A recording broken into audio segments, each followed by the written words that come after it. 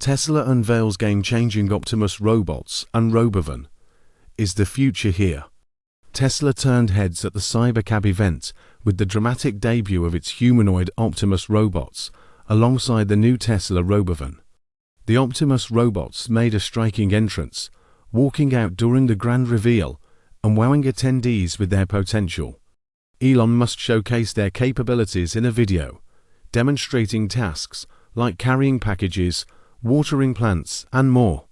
Musk boldly claimed that these robots could transform daily life, handling everything from mowing the lawn and babysitting to walking your dog, all for an estimated future price of $20,000 to $30,000. Although they didn't fully showcase their range at the event, Optimus robots interacted with attendees, waved, handed out gifts, and even played rock, paper, scissors. A highlight: a group of robots dancing in a gazebo, adding a touch of entertainment to the groundbreaking reveal. With plans for mass production and life-changing functionality,